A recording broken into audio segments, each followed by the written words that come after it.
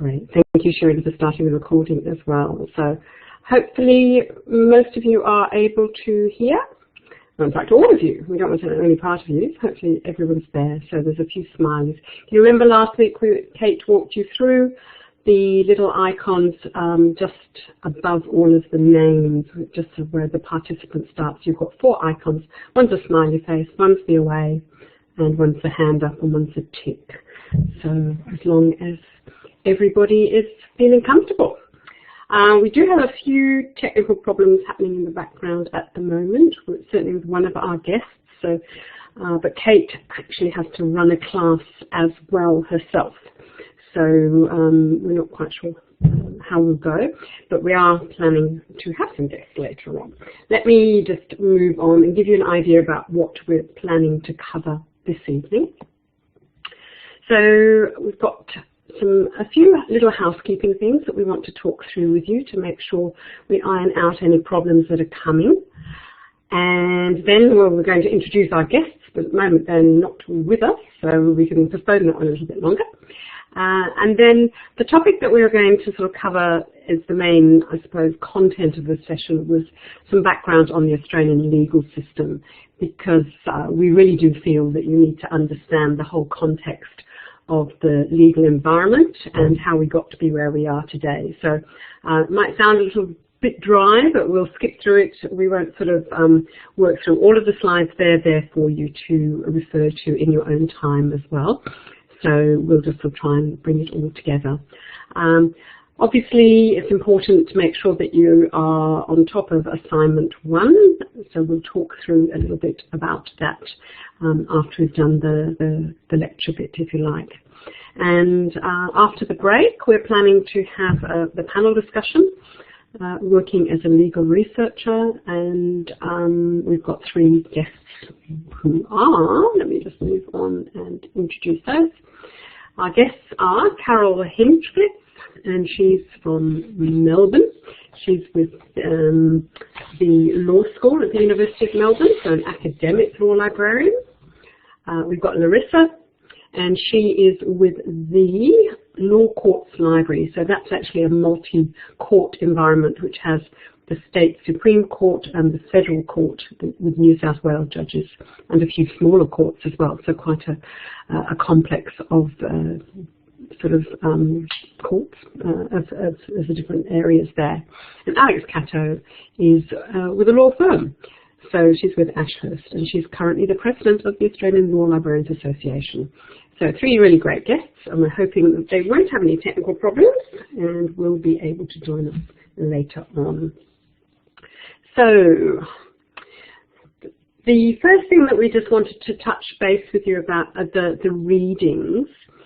Those of you who've worked through the Blackboard site will have found that there's lots and lots of resources there. What we're trying to do in this program is to distribute some of the content that you can access piecemeal, rather than sort of having to necessarily sit through quite dry lectures on various things. So we've got lots of different readings, lots of different links to resources, and then also some actual readings through QUT readings. So if you look at the top item there, the sort of text by Carvan, Understanding the Australian Legal System, there's a link to QUT Readings. QUT Readings is a new online platform that meshes into Blackboard, and we've had a few, I suppose, teething problems going through with that. It's very much, those of you who are familiar with the old course materials database at QUT, or other universities might have something similar. The idea is to have digitized materials available to you to support various aspects of the course. So lecturers will request the library to scan and make available certain digitized materials, generally a chapter of a book. Now, we've got a number of set texts, if you want to call them that, some recommended readings, but of those we're only actually allowed through the copyright legislation to have a maximum of 3 chapters of one single textbook to be available during the program. So we've had to be very selective about which ones we do have. Some of the texts are now available as e-books as well, which sort of adds to the complexity of it all. So the example that we've got there, if you went and linked to the QUT readings for the Carvan one, it would actually take you through to the option to connect to the e-book. But if you scroll further down, then there's a button at the bottom of the panel, and that has linked to the digitized material. So you've actually got two different aspects that you can connect to, the ebook or the set text. If you click on the ebook, it has already been bookmarked for you to go straight through to Chapter 2. We'll be editing these readings over the next couple of days to make sure that it's very clear which chapters that you're going to be able to access. When you are in QUT readings, if you take a look there, the layout of the screen, on the right-hand side there's a panel which actually allows you to see what the next readings are likely to be, or are, the actual links through to those. But the problem is that may be next week and therefore not actually available yet. So this has led to a bit of confusion that people are saying, but the readings aren't available. So there are in windows of times when the different chapters will be available, etc. So hopefully that makes sense. You can go into the readings and get like a bibliography to show everything on a week-by-week basis of what you're going to have. So if you want to do that, you could do it. Otherwise, we'll extract that and make it a sort of separate PDF so you can just check when things are going to be available. So for week 1, so this week there's 2 chapters available, we hope. The chapter 3 from the text on laying down the law, so that's the Cook et al. One. There's 1 chapter from there, and then chapter 2 from the Carvan text of understanding the legal system. So really the readings refer to, as I say, the digitized sections of textbooks, but of which some have recently been made available as ebooks. Does that make sense? If you've got any questions, please please put your hand up if you're confused about all of that. So it's all new to us as well, so we've been working through all of the problems. And we've got Larissa with us as well, so that's great. One of our guests has joined us. So hello, Larissa. We'll come to you later and make sure that you share lots of ideas with us. So the content that we want to cover, and really just as a snapshot, you'll find, as I say, there are the readings that we've pointed out to you. So if you really want to sort of understand a little bit more deeply about some of the things, the history of what's been happening. But there's just some terminology that comes up that I think you need to be familiar with as you begin your journey into the legal research environment. So we're going to just touch on the different types of legal systems that there are around the world, and then have a look about how Australia is where it is with its own legal system and what it has inherited through the British system, the English law system that came through colonisation. And then just the contemporary environment, to have a quick look at the structure of government and some of the way the different areas of the system work together. And so, yeah, lots to cover. But as I say, I'm not going to bore you with lots of very, very dry details. We'll just skip over some of the slides and suggest that you go back to have a look at those in your own time and supplement it with your own readings from the textbooks as well. So first of all, what do we mean when we're talking about a legal system? So the legal system encompasses a framework of the rules and the institutions within a community or a state, which basically help regulate and bind citizens in that sort of community or state. So to have a legal environment where people know what is lawful and what is not lawful, and what might lead to arrest and prosecution, etc. To have, I suppose, a civilized society. So obviously where there are major disruptions and breakdown in society, the laws are very often broken in major ways. So the idea is that we have a civilized society with a legal system to provide the framework. There's different types. There's what we refer to as a unitary system, and that's, for example, in England and New Zealand, which is just a single system of government throughout the whole country. So one country, one legal system, complete. Just set, sort of the parliament and the courts and things like that are central to that whole community. Whereas a federation, much as we have here, of course, and the United States and Canada are the same. There's a central government, which has certain lawmaking powers, and then a number of states or provinces which have their own lawmaking powers as well, and they federate and come together for certain aspects of society. Beyond this, there are very many different legal systems. If you just search online for different legal systems around the world, you'll go from Wikipedia to some more authoritative sources, and they touch on these different types of areas. There's something called common law, and we'll explore that in a little bit more detail in a minute, and that sort of emanates from the British Empire. And then going way back to Roman times, there's civil law.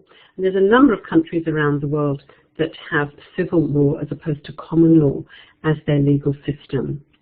You've probably heard quite a lot about religious law and how that holds sway in certain societies. So there's a lot of discussion about Sharia law in the Muslim environment. And there's also customary law. So for First Nation countries like the Aboriginal and Torres Strait Islander communities here, but then the First Nations in Canada and New Zealand, etc. There's very often their own sort of understanding of what is their law system.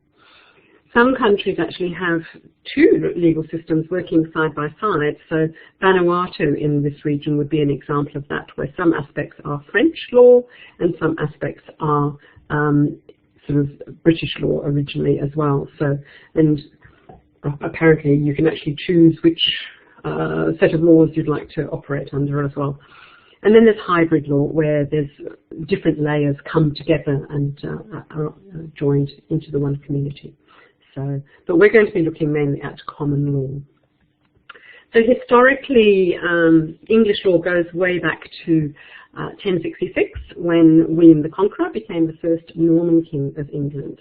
So that was a time of feudal fiefdoms, and the community would owe allegiance to the noble lord of the various fiefdoms. So very sort of scattergun sort of approach to ways that communities were run at that time. There was a considerable amount of political manoeuvring which led to the signing of the Magna Carta in June 1215. So King John signed that. It was due to being signed a year before, and a year before that there was sort of, but things got in the way. So it was really 1215 when it came together. And this was a charter really to try and bring together some of the disparity that was happening across the whole country at that time. There were further sort of, I suppose, iterations of the Magna Carta. And so Henry III, there was a new version in 1216, so with some minor amendments, 1217, 1225, right the way through. But then affirmed again at the end of the 13th century by Edward I. And so the Magna Carta basically became the foundation of the statute law, the laws, the legislation, the statutes, the acts that England had passed and operated under. So it sets in place, if you like, the constitutional aspects of government and the parliamentary aspects of government. So we'll get to that a little bit later as when we talk through it to explain what that all means. Very importantly, it was the premise that nobody in society is above the law. So not the king, nor his subjects, nor the government, nor the government. So really brought together a holistic approach to that. So the Magna Carta, if you're interested in it, you can actually go and see a copy in the Australian Parliament in Canberra. That was acquired in 1952 from England, from the King's School. Somehow they had ended up with a copy, which is interesting. There's two in the British Library, one in Lincoln Cathedral and one in Salisbury Cathedral, so the original documents from that time. So the one in Australia is the 1297 one indeed. So it's this forward. And there's a website you can go and look at it, but it's on display. You can actually go and see it if you do visit Parliament. So it's very important, as I say, as a foundation document to our whole sort of constitution and government system in the Western world, in the English-speaking world. So, common systems of law. We talk about the common law, and we'll go into that in a little bit more detail. The fragmentation of these fiefdoms and everything in England made things really still very spread out. So efforts were made to try and centralise things and to standardise the way in which justice was administered. So all these travelling judges, and they went around the country to hear and make decisions about criminal cases and civil cases. So they all sort of tried to think about ways to apply the law consistently across the whole country so that there weren't sort of pockets of different decisions being made. And so they developed a common set of legal principles and legal procedures, and that is now referred to as the common law. So it's a common system of laws. So there's really two, within that, there's sort of, it can cover two different areas. The legal system itself, so aggregated, is referred to as common law, but common law as created by the courts. Law is a living entity. It's not static, it's continually evolving, and so the way in which the courts hand down decisions and how they consider the legislation as it applies, then that's referred to as common law as well. So you've got both. So there's the two. So I'll just leave that one with you around I suppose the process side of it. We talk about common law around the values, the principles, the institutions, the courts, etc., the procedures. So that's the whole common law system refers to basically many of the countries which were colonised by England over the past centuries. So there's a list of some of those countries there that you can see. So, however, then common law as created by the courts, that refers to what we call case law. So some of this terminology might be new to some people who are coming up, but you'll certainly know all about it by the end of the course. So case law is considered a source of law, and that can then be contrasted with, sort of, say, legislation or statute law. So there's two different areas of laws as they apply to us. So legislation on the one hand and case law on the other. And so the background to the way case law is handled is around this concept of the doctrine of precedent. The idea is that cases which are similar in nature, similar in focus, should be decided according to consistent principles and rules so that similar decisions are reached. So judges take into account how the law has been treated in the past. There are other cases in the past which are relevant to the matter before the courts at the moment, and that's referred to as the doctrine of precedent. And so there are certainly some benefits, but then also sort of some disadvantages, particularly, again, to sort of say that the law, so laws in general are continuing to evolve, but also society. There are continual changes in society. So that's where sort of the concept of the law is an ass, because the society has changed so much that the decisions that may have been made 50 or 100 years ago are not relevant really to the society that we have today. So there's continual discussion and law reform that happens around some of those areas as well. So back in Britain again, there was something referred to as the rules of equity. So there was another system of law. sort of in the way that some people were unhappy with the decisions that were coming down through the common law process. And so they could petition the king to say, hey, you know, this isn't fair. Can we sort of even this out a bit? Can we do equity, as it was referred to? And so this parallel system was happening around the rules of equity. And that was problematic, of course. So ultimately, in the 1800s, these two forms of law came together. So decisions were handed down to, sorry, that's just a text saying Kate is just moving out to class. And so the two systems came together, and so there were different common law courts. They came all together into the Court of Chancery, and then the judicial business, there was one major court, the High Court of Justice. So again, there's lots more detail in the textbooks around that. The main thing is to say they needed to come together rather than be fragmented. So then, what happened here in terms of the Australian legal system? So all of that had happened in England. And of course, as we've noted already, England was sort of out there colonizing a number of countries. And there are different ways of things that this could happen as well. Some countries, they were conquered. And so as a result of that, as conquerors, the English legal system was the dominant one. It overtook whatever might have been in place in the country that was being colonized. There's also the notion of cessation. So if you look at New Zealand, some of you might know about the Treaty of Waitangi, which was signed in 1840, and that was a transfer of sovereignty from the Maori to the Crown. So there was an agreement as to how this would happen. Whereas where a land is settled, it is assumed that there was no legal system in place. So you've heard about this, no doubt, in Australia. The doctrine of terra nullius, the land was empty, it didn't belong to anyone, and the colony therefore adopted the law of England.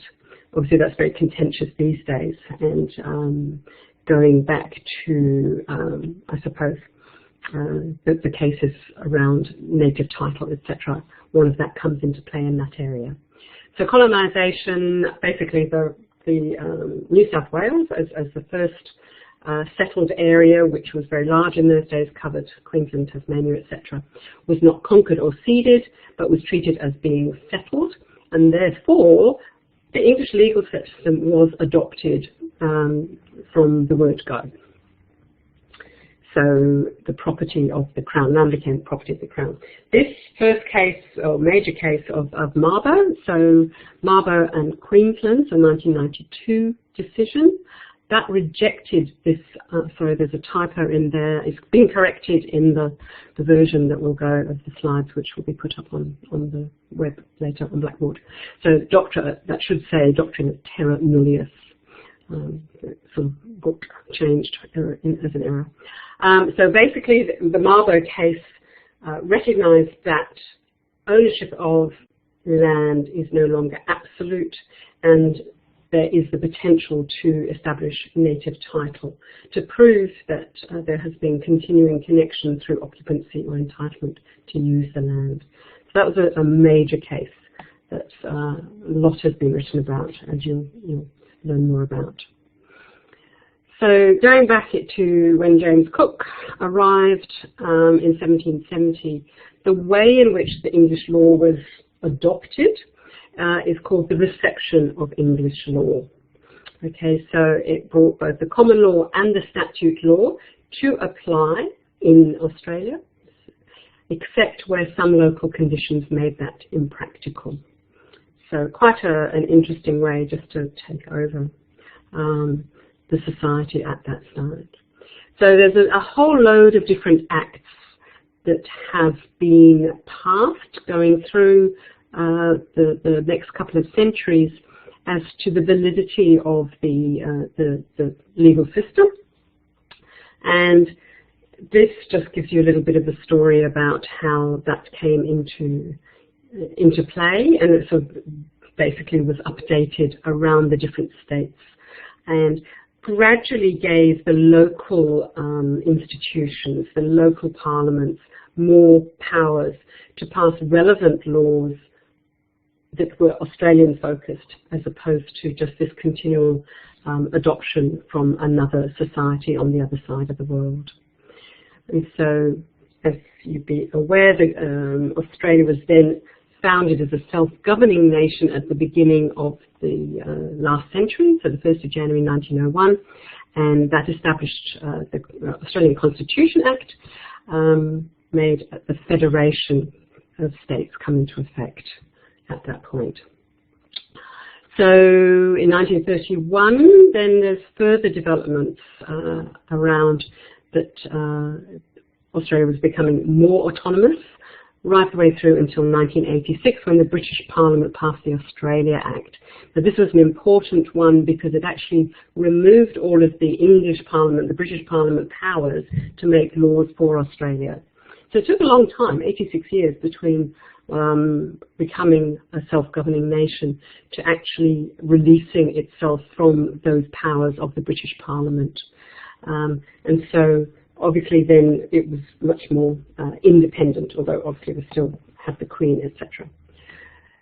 Across the different states, and we realise we've got people from different states and territories involved in the course, there's a different story in each of those states. And also in terms of the structure of government. As you'd be aware, some states have a bicameral, so that means you've got a lower house and an upper house, whereas some others, like Queensland, where we are now, that has just one house. So there's different practices in place in different states, which is quite interesting, I think. So those are different dates relevant there. So when we talk about government in Australia, we refer to the Westminster system, and that sort of goes right way back to the 17th century, and it requires a constitution. The foundation of the Westminster system is the constitution, which establishes the political and legal system. And in addition to that, each state has its own constitution as well. So one area of law you hear a lot about sometimes is constitutional law. And some of the countries in our region have sort of developed in recent times their own new constitutions. So it's, again, an evolving area to learn about. So the constitution, I think there was, in the United States recently, there was an issue with Donald Trump, and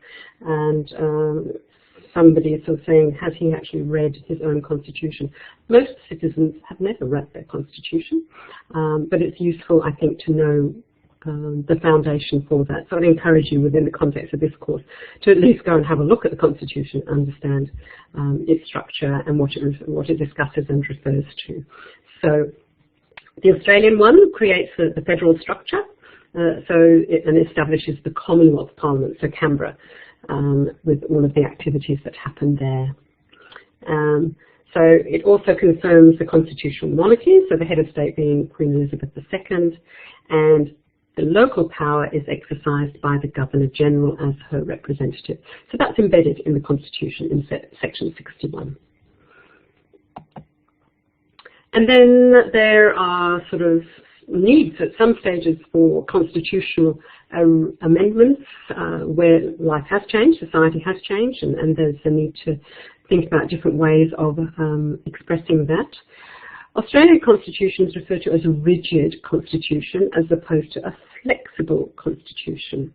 So the Australian one requires special procedures for any amendments, whereas New Zealand can actually just be amended by the majority vote of Parliament, so say much more flexible, much more nimble to adapt at different times. Here in Australia, as you're probably aware, we require a referendum to be held, and that must be favoured by the majority of the people, the majority of the states, the majority of the people overall, which this was raised in the discussions around Brexit, with the sort of discussions and the referendum that they had in the UK, which, if it had been held in Australia, would not have been a successful referendum because it was not favoured by the majority of the people in the majority of the states, by the majority of the people overall. So that's opened up a lot of constitutional debate in the UK at this time as well. And so the principles behind the Constitution as well, the rule of law. So in terms of liberal democracy, there are two concepts, rule of law and due process. And then in terms of separation of powers, the sovereignty of the Parliament and the independence of the judiciary. So we'll just touch on those a little bit more there. The rule of law means that the law is the most important thing. You can't have it just arbitrary things happening, but the government can only act if it has the authority to do so. And all people are subject to the law and equal before the law. The whole notion of, in criminal law, an individual is innocent until proven guilty. And of course, that is challenged these days quite a lot by media coverage around some cases and things like that. It becomes very difficult to, I suppose, miss the scrutiny of some of those things. I do quite a bit of work in Thailand, and it's always surprised me when criminal arrests, just the arrests are made, there are photos of these people in the paper. You can identify them straight away, and which is quite different from the way we operate here. And they've just made some changes in Thailand to say, actually, you know, because of the media coverage these days, somebody can be sort of their reputation will be damaged quite considerably, just even if they are innocent, because the connections will be made that they were arrested for that. So they're actually changing their processes around that to be no photos in the press anymore about people being arrested. So, and then due process. This is the whole concept of you're innocent until proven guilty, and you have the right to trial by a jury, and punishment can only occur in accordance with proper legal processes, and there are very often specific penalties which apply to different situations. And very, again, in the press very often you hear about sentencing decisions being too lenient, for example, or too harsh. So those are aspects that are considered the typical type of penalty which is handed down for particular types of breaking of the law, breaches of the law. And then just to bring this together, the three arms of government you do need to understand in terms of legal research. So the legislature, or the parliament, that's the body who makes the laws. And there's plenty of materials that we'll work through around how a law is made and the steps it has to go through in parliament. It's really important that you do understand that process. The executive arm of government is the body that administers and polices the law, so that's very much around the ministries, the different government portfolios. They have power to make regulations or subordinate legislation, so to administer. So every time a law changes, or so like, shall we say, a fine, traffic fines or something like that, you wouldn't want that to go right the way back to Parliament to discuss. So the laws are in place, and that's done by the Parliament, but then in terms of what the penalties are and things like that, that's then managed through the ministries and through the government departments. And on the other hand, then you've got the judiciary, and that's the body which declares, makes decisions about the law, how the law is applied, and the case law is what is very important in that space as well. So the idea is for the separation of powers, that a person can't be in, so a judge can't be a member of Parliament, for example, and a member of Parliament can't be a judge. Those have got to have actually a complete separation of power, and undue influence is really frowned upon as well. So here in Queensland, when Campbell Newman was Premier, then there was a lot of debate about his trying to interfere with the judiciary in different ways, and that's so a lot of friction, shall we say, between the judiciary and through the Parliament as well.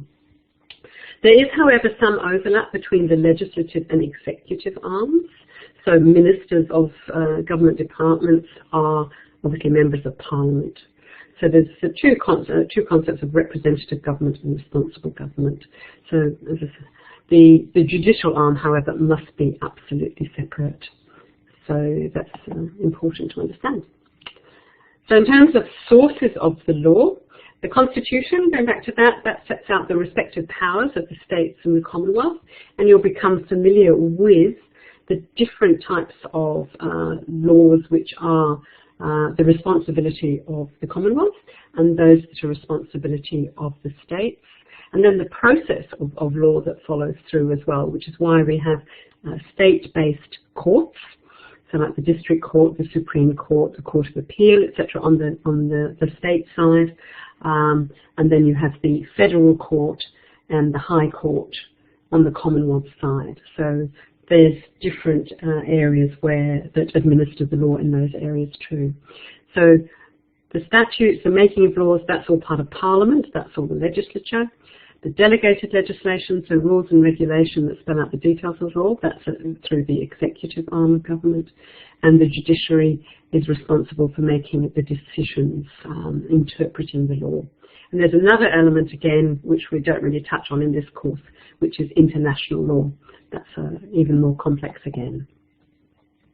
So in the Constitution, there are sort of different sections which you can go and have a look around in terms of the relationship between the Commonwealth and the states. And again, you'll probably be aware of the discussions that happen where all of the premiers and the Prime Minister come together to sort of argue about funding very often, but also some of the responsibilities. So those are important to think about. So the different tiers of government, and this is where sometimes it's referred to that Australia might be over-governed, in that we have 3 levels of government. New Zealand, for example, only has 2. So it's found to be, I suppose, more nimble, easier to manage legislation in that situation. So we have federal or Commonwealth legislation, and we'll give you lots of opportunities to become familiar with how to locate and use that. The different states, so in our case Queensland, this is where for this course it gets a little bit more complex because you're all scattered across different states and territories, and so we encourage you to become really familiar with what is relevant in your own states. And that's where some of the law librarians that we have in our team are going to be able to support you in those areas to help you become more familiar with the local stuff, but not meaning local in the sense of local laws are then at the city council level. So you can see they all administer different things. Some areas, there's fingers in every pie. So education, again, you're probably aware of the great discussion around what the states are doing, how they want funding for things happening in education, what the Commonwealth role is. Equally well, environment has a sort of Commonwealth element to it as well as a state element.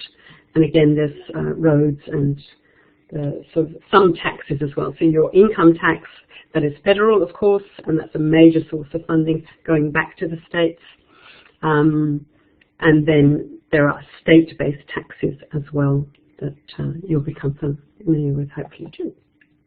So some of the challenges, the law is never perfect, so we have to live with that and to have workarounds, and that's when they sort of talk about, you know, there's a hole in some legislation that people can use to work through and yeah, find things to their own advantage, if you like.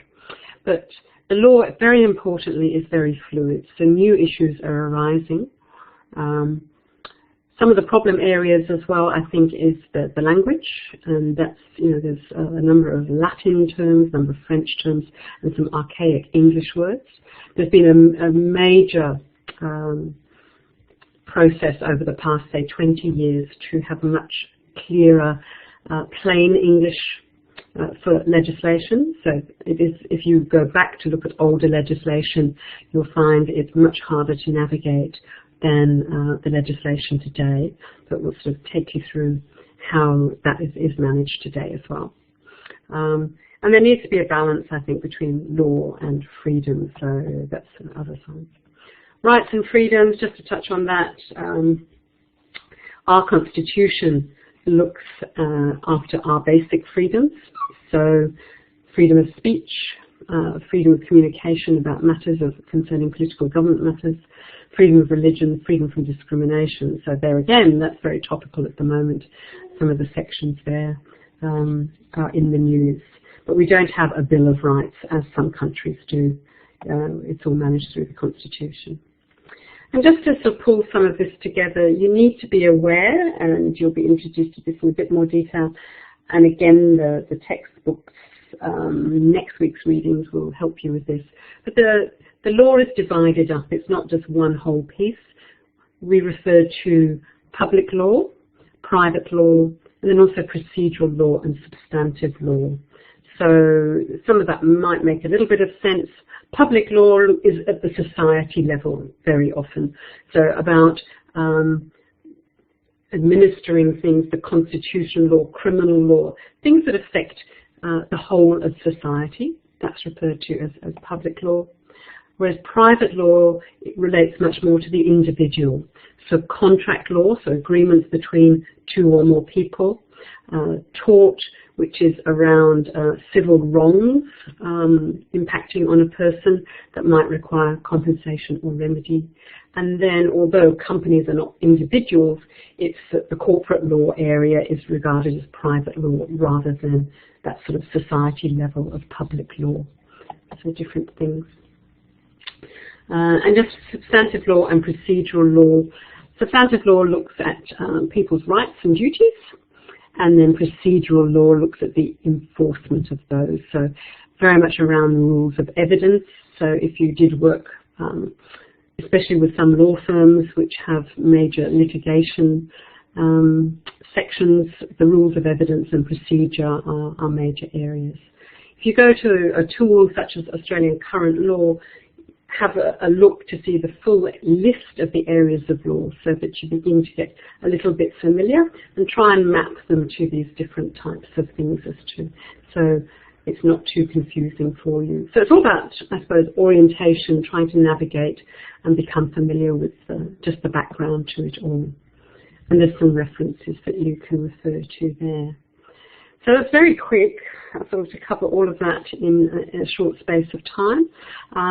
But you might have some questions before we go forward onto that bit, or some comments. We've got Larissa and Alex have joined us, or they're around somewhere. I need to make them moderators, so just let me do that very quickly. Alex, you've now migrated up the line to become a moderator. And Larissa, if I go down the alphabet here to participants, there we go. So they can take the microphone at any time as well. So does anybody have any questions or some points? We've got some lawyers in our group already. If there's anything that they'd like to add, we can sort of give you the microphone and if you'd want to amplify anything at all.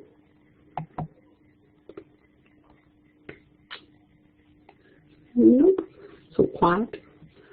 Okay. But if there is anything, you've also got the Facebook site. You can sort of put some comments on there as well, and sort of get people sort of discussing things that way.